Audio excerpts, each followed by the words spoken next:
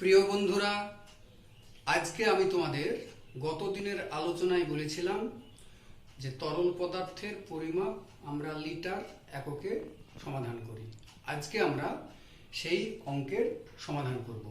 তোমাদের পাঠ্যপুস্তকের 151 পৃষ্ঠার অঙ্ক, লিটার মিলিলিটারকে কিভাবে মিলিলিটার করা যায় এবং মিলিলিটার থেকে কিভাবে লিটার মিলিলিটারে আসা যায়। দেখো, আমি একটা অঙ্ক তোমাদের লিখেছি। একের গ অঙ্ক দেখো, 7007 মিলিলিটার।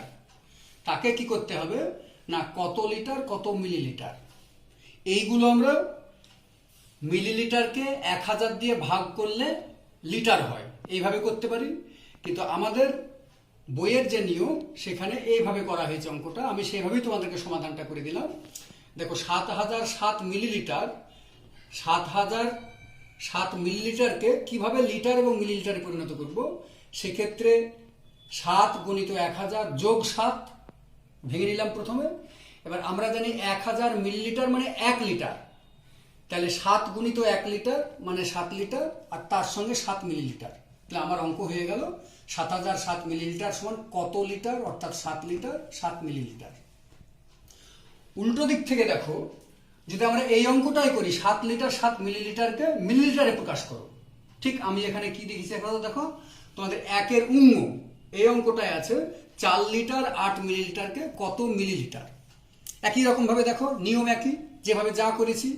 4কে লিটারকে 1000 দিয়ে গুণ করলে মিলিলিটার হয়, তাই করেছি। 4 লিটারকে 1000 দিয়ে গুণ করে মিলিলিটার হয়ে গেল, তার সঙ্গে 8 মিলিলিটার।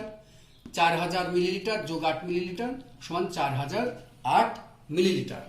এইভাবে তোমরা বাকি বইয়ের বাকি অঙ্কগুলো করবে। তোমাদের একের ক, খ, ঘ এবং চ, এই 4টি তোমাদের আজকের জন্য বাড়ির অঙ্ক থাকলো। সবাই ঈদ ভালোভাবে কাটাও, সাবধানে থাকো, সুস্থ থাকো এবং ঘরে থাকো। ধন্যবাদ।